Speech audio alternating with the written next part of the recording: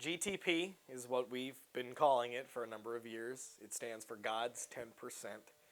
And the premise of the game is that the Earth has reached a sort of post-apocalyptic stage where a nuclear cataclysm wipes out roughly 90% of the world's population, leaving 10%, which is God's 10%.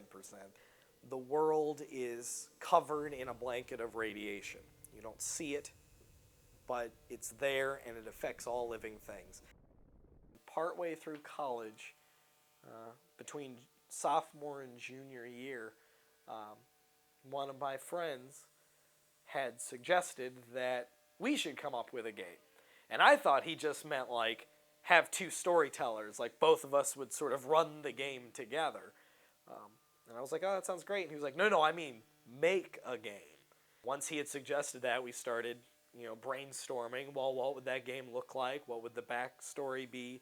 How would our game be different from others? And 5.5 years later, I'm still working on it. I mean, it can be frustrating at times, especially because I'm really particular with my own writing. And so I can spend hours on 3 sentences, which isn't how you get a 300-page book written. And so that's been frustrating. And I started this last year until I was reprimanded by my wife and told to stop.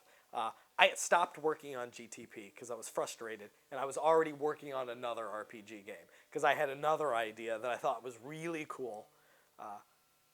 But I've been convinced, finish the game that I'm working on now, then come up with a new one.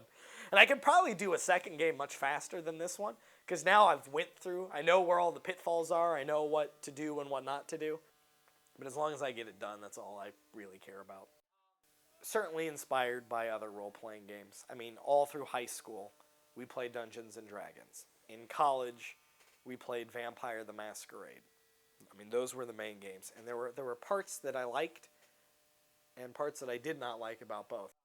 A couple things. One, trying to toe the line between having unique rules and having rules that are enough like the other games so that you'll feel comfortable. Like, Dungeons and Dragons and Vampire the Masquerade and Warhammer, these are some of the bigger named competitors, essentially, that are out there that have had a lot of success. So on the one hand, if you create a game that plays out exactly like their games, why would they buy yours? They already have these games. They already own that.